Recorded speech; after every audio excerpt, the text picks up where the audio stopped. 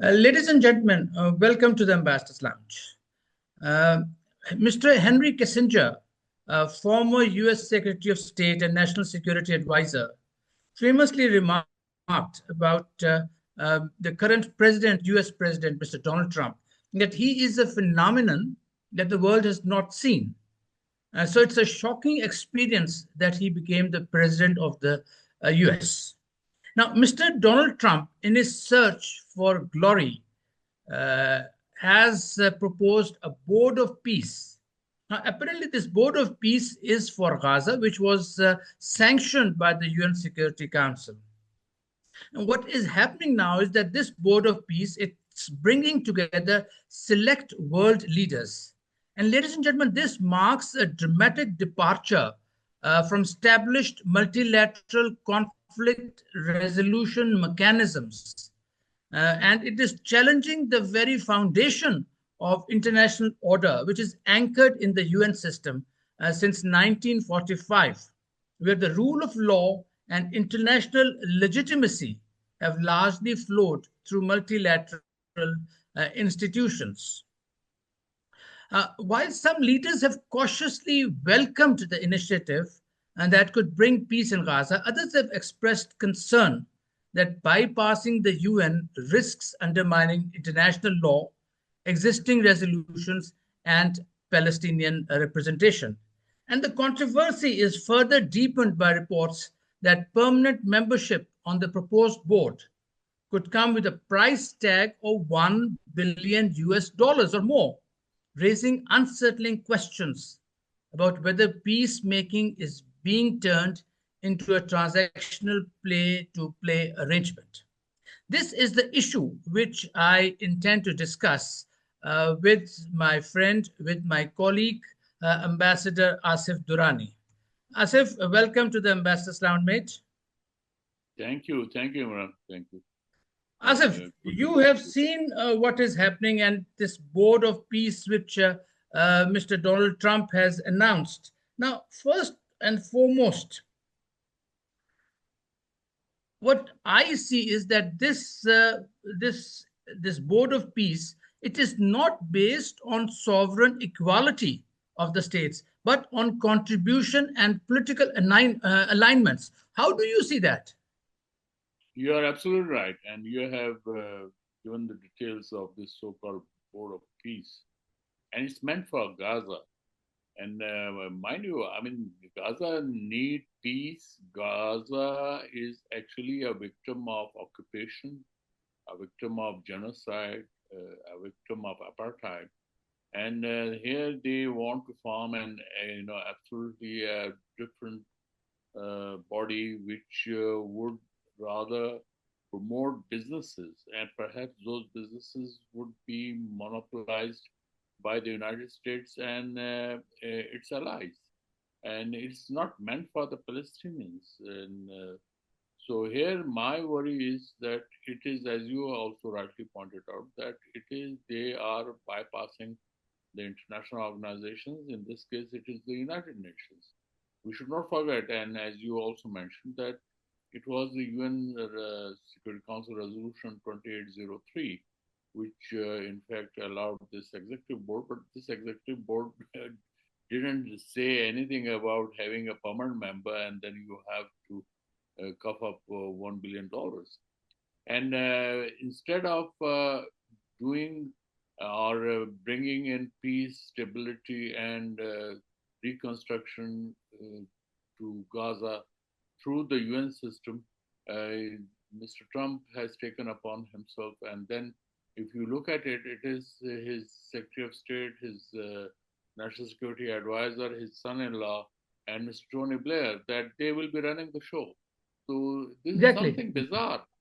This is something bizarre which one cannot, while we have dealt with multilateral institutions also during our careers. This is for the first time it is happening, and it is. I'm sure that Americans would also be flabbergasted to see that what their president is doing. Yes. Okay, Asif, let's deal with this board of peace in pieces. Now, first of all, it says that the selection, Mr. Trump has invited 70 plus heads of states to become part of this board of peace. Now, what we see is that this composition is selective. It is discretionary. It depends on the discretion of the US president, how he wants. It depends upon his alignments, his preferences. For instance, when Mr. Macron, the French president, refused to join this board of peace, Mr. Trump's remark was that, well, it's okay if he doesn't want to join, but he will join when I impose 200% tariffs on French wines and champagne. And even if he does not join, it's okay because he'll be leaving very soon. So the composition, it depends upon the discretion of only one person, and it will include people or the heads of states, the countries who are opposed to each other. Israel has been appointed to become part of it. Mr. Putin has been invited to become part of it. I don't know about China because we have heard nothing about China. Yes, you're right, and it's yes, it's quite a selective list, and Mr. Trump wants perhaps something to create a new history. However, the international disputes can't be resolved through one president's whim. And you have seen it that the United States did try to impose its will in Iraq. Of course, it destroyed Iraq, but it could not achieve its objectives, and now it has to leave. And it's now almost more than 2 decades. And it did not enjoy the UN Security Council sanctions. On the contrary, Afghanistan did enjoy the support, and which is why that no one ever objected to the United States why it went to Afghanistan. So here, I think that the rule-based order, which was meant for the United Nations, and then after passing through the 2 devastating world wars, this was an experience. I don't know, perhaps those the destruction and the horrors of those wars have been forgotten by President Trump or the Europeans. And so you find something that we are heading towards a period of anarchy in international politics. And this is something is quite scary if you look at the emerging scenario. Yes. Yeah, Asif, you have struck the nail on the head, mate. What we are seeing is that there was a rule-based order, there was a system which was anchored in the UN, and now Mr. Trump is coming out with a separate system. Is he challenging the global authority? Is this new system which he is bringing about, is it going to be an alternative to global authority? But what kind of an alternative this is going to be? That by kidnapping a president of a sovereign country and then bringing him and his wife to New York, trying him in the US? Try under the US laws, it's something bizarre. And then now with this board of peace, the nomenclature is quite attractive, but at the same time, what they are doing and the kind of mandate which supposedly this board will have is again it's like a cherry picking exercise. And then despite the fact that this has been endorsed by the Security Council resolution, now the broader implications remain troubling. Normalizing ad hoc mechanisms which are dominated by powerful states, it risks weakening multilateral political processes and redefining legitimacy in financial and political terms rather than legal ones.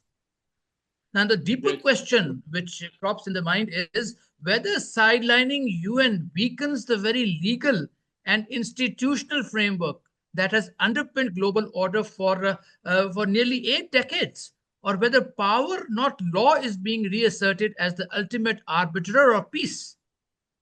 Yeah, you're right. And then just see that President Trump has announced about this board, and then you see different voices, mostly raising questions.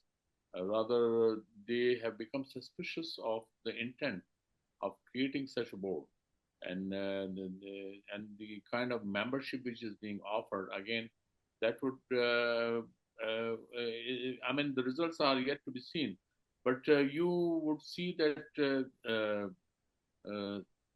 countries are reluctant making either endorsing this idea or making public their explicitly endorsing this idea. So here, I think this will be debated further in the coming days and weeks, and then only then we will be able to see a clear picture. But right now, I think it is the President Trump has thrown the spanner in the works.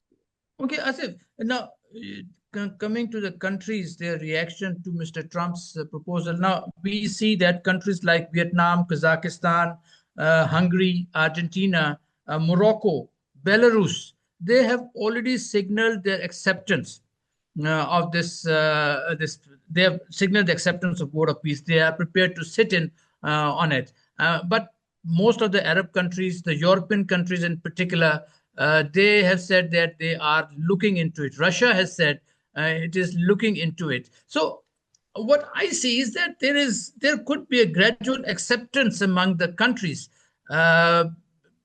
But the question of $1 billion, mate, I don't know how many countries would be prepared to do that. And then you have Mr. Trump sitting on the chairmanship for a lifetime. He will stay there as long as he wants.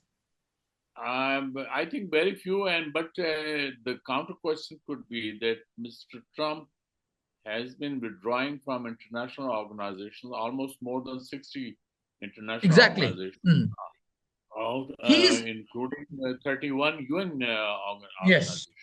Yes. And here he's creating another organization, and then as if it is up for sale, that you have to bid for the permanent membership. So this is again quite an unusual exercise and quite an unusual precedent setting in international politics. So I think we have to wait and see. Otherwise, prima facie, there's no rationale of creating such an organization when we have the UN system already there. Okay, Asif, you must realize one thing, that Board of Peace apparently is a body with not much of authority. The basic work would be done by the Gaza Executive Board and the founding Executive Board. Now, the Gaza Executive Board has 11 members on it, which includes the Turkish foreign minister, which includes the Qatari diplomat, which includes Egyptian intelligence chief, which includes UAE Minister of International Cooperation, plus Jared Kushner, plus Tony Blair, plus Marco Rubio. So that would be doing the work, and it is responsible for all the groundwork. Mr. Netanyahu has said that he is not agreeable to this Gaza Executive Board because its composition is against the policies of the Israel, and it has not been discussed with Israel before setting up this board. Now, this board is basically responsible for all the groundwork in Gaza, and it will control the technocrats, the Palestinian technocrats who are supposed or going to work in Gaza. So, and of course, whatever decisions they take, and then there is the founding executive board, which is responsible for funding and for investments, large-scale investments in Gaza, and that is also it is full of I would say anti-Palestinian issues, people. So as a whole, if we see that this arrangement, this three-tier arrangement, which has been announced by Mr. Trump, it's not going to be very helpful for resolving the Gazan issues. And of course, as you know, the Palestinians have rejected this whole arrangement. Correct. You you are spot on, because whatever Mr. Trump wants to do actually is not going to help the Palestinians. This is for sure. And that's why I think the Palestinians have not endorsed it. And even Israel has its own reservations, but Israel's reservations are actually meant to dominate the process, whatever is happening in Gaza or about Palestine. Israel wants to exercise the veto. And I think the United States has facilitated throughout the genocide period, which continued for over 2 years by And Israel. if Yes. And if you see within Israel, and their far right politicians, particularly their finance minister Smotrich, they have gone all out, and they have in fact told Mr. Netanyahu, it's them or us. I mean, that's for me, that was a very interesting statement. He's telling his prime minister, either it's them or us, which means that either you go with the board of peace or you stay with us. And he has said that Gaza is our issue. We will resolve the issue as per our desires. So he has rejected. He wants the board of peace to be disbanded. He wants the executive boards to be disbanded. So this arrangement is going to receive a lot of opposition within Israel. And then, as you said, there is not much hope that it would come to it would be able to resolve the Palestinian issue. I agree. And Netanyahu's coalition government actually is based on these blackmailing tactics. They are there, and they wanted to adopt a hardline approach, which you have seen. And over 70,000 people, Palestinians, were killed, and I think 130,000 have been maimed, injured, badly injured, including women and children. So, and I would say that it is again a United States tilt towards Israel, and this executive board is more likely to favor Israel than do any good to the Palestinians. So therefore, and then also look at we don't have the plans about Gaza's rehabilitation, its rebuilding, its reconstruction. So we will be groping in the dark. Whatever this plan is talking about, or whatever is going to happen in the coming days and weeks. Yes. Okay, Asif, let us run our imaginations wild. Now, we see this board of peace. I think that it will come into being. Many countries are going to join it. We will come to Pakistan a little later. Now, what we see is there are going to be two groups of countries in this board of peace. One is those who are going to pay $1 billion. One is the group is that where 3-year membership will be there. And of course, Mr. Trump, the chairman for life, will decide whether their relationship their membership will continue or not. Is it something akin to the veto power which those countries which are financially capable of paying for it? I don't know unless they spell out. So of course, nothing has been told about how this system is going to work. Yeah, Nothing has been. We are immediately equating it with the UN Security Council permanent members. I don't know it would be like that or it is going to happen like that. But at the same time, I think it is a place at the high table which President Trump wants to give to the countries who are ready to pay $1 billion. And how many of them would be there? Yes, rich countries, perhaps they will. But for other countries, I think just a membership for 3 years, because you never know what will happen in 3 years in Palestine or elsewhere in the world. So I don't see it's a promising future for this Board of Peace, if I But can say. remember, there is this international stabilization force, which would be the implementing arm of this Board of Peace, or this three-tier arrangement. Imran, yeah, and in terms of reference of these bodies are yet to be decided, whether it's the executive Exactly. board Mhm. or it's the stabilization force. So we don't know at least the terms of reference so far. And then here, as you have seen it, that Israel has been creating hurdles at each step of these exercises. So I don't think that Israel is going to change its heart and will be, lenient about the Palestinians. Okay, If Asif, these are, yeah, you have if worked in these, the UN, mate, so you are yeah, aware of the working of the UN. There's a question which has been intriguing my mind. Now, how will the board measure success, and what mechanisms will exist to hold members accountable if objectives are not met? yeah, it's a big, it's a a very right question, and I don't know the answer because I haven't No one seen the knows details. exactly. Mhm. No, the question, unless these terms of the this board are specified, you can't make any guess. Yes. And apparently, Mr. Trump wants the international leaders to endorse the membership of the boards, the executive boards, during this forthcoming economic summit, Correct. which I think comes Uh, in a week's time. no, I think it's beginning from tomorrow, Thursday. Yeah. So Mhm. yeah, so it is in another 24 to 48 hours.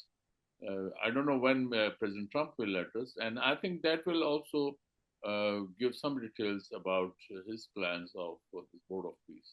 So this entire exercise needs some more clarity. Let's hope uh, we get a better picture of this proposal. Yeah.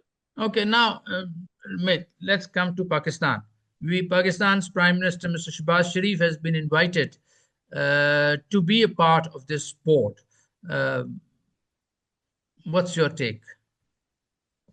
Yeah, I think Pakistan is including in that, and also India. So Yes, India is included. and there are over 70 countries. Yes, so Pakistan and India are among those countries.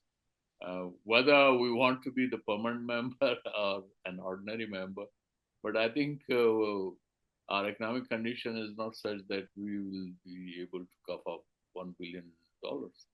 Uh, but it all depends that what are the terms of reference of this proposed board, and only then we can decide. But whatever information we have screened through the media, that does not give uh, any encouragement for us to be part of it or become an active part of this board. Yes. Yeah, so we need to tread carefully. We need to be careful before giving our acceptance. In fact, I think that we should wait and see the reaction of other countries, particularly of the region. I mean, I think in our region, it's only Pakistan and India. I don't see any invitation for Bangladesh or for other members like Myanmar uh, or Sri Lanka. But Asif, the critical question, will it enforce the UN system or will it hollow it out, creating an alternative center of global authority? I think I have no doubt. At the moment, yes, it is basing on UN Security Council Resolution 2803. It is But based on that. But yeah, mate, but listen, mate. The UN Security Council was on Gaza, which which specifically said that this all arrangement is going to be for bringing about peace in Gaza. But what Mr. Trump has said that it's for that durable peace requires pragmatic judgment, common sense solutions, and the courage to depart from approaches and institutions that have too often failed, referring to the UN. There was a need for more nimble and effective international peace building body, and he believes that Board of Peace is that particular body. But unless it has the endorsement of the UN, I don't think it will. The countries are going to agree to that, because without the endorsement of the UN Security Council, I don't think any step or any solution is going to be durable either. So, and then President Trump's criticism of the UN is superficial. Reason is that you and I are the UN, and the United States has been the largest contributor of the UN budget, and it has withdrawn. As I said, over 60 international organizations, including 31 UN bodies. And if you don't want to support the UN system, then it will fail. And if you give, and if you, it's the ownership of the system. So if President Trump just wants to shed the ownership, that's besides the point. Otherwise, and if he doesn't believe in multilateralism, or if he doesn't believe in consensus building, then of course he can go on his he can adopt his own way, and he has already done it. If you look at the way, again I'll repeat, Venezuelan president's arrest. So this is not, I mean, no international body, especially the UN, is going to endorse that step. So this is something, again, we have to be watchful, and we have to tread very carefully about Mr. Trump's proposal. Okay, Asif, I think that was an interesting discussion. We covered various aspects, keeping in view the fact that a lot has to be revealed about what this Board of Peace would be, or what this three-tier system, which is in accordance with Mr. Trump's 20-point peace plan on Gaza, is going to be. So much, we have to wait for much. But we know one thing, and that is this is a US-dominated alternative to the international system which we have. And it is designed to carry forward Mr. Trump's plan. We all know that Mr. Trump is a unilateralist. He has a certain degree of hostility towards UN system, and you have mentioned, Asif, about it. His withdrawing from a number of UN bodies and other international bodies. So, ladies and gentlemen, tonight we confront Donald Trump's Board of Peace on Gaza, which is a body created under UN Security Council resolution on Gaza, yet paradoxically, the charter of the Board of Peace makes no mention of Gaza. Now, this suggests that its mandate is broader, more ambitious, and potentially detached from the very conflict it claims to address. This raises fundamental concerns about its purpose, rather than being a legally grounded issue, specific mechanism. It appears to be a personalized and a politically discretionary body, shaped more by influence and power than by law, norms, or interests of those most affected. But as we discussed, there is still details. And as my friend Asif would say, the devil lies in the detail. So we will wait for those details, and it's an evolving story, and we will see how the international community reacts to Mr. Trump's invitation. How does Pakistan government reacts to it? How does Mr. Shehbaz Sharif react to it? Our view is that we should wait and see before taking a decision of it. Ladies and gentlemen, thank you for watching Ambassadors Lounge. Please subscribe to our channel, and we will be back with more stories. Thank you.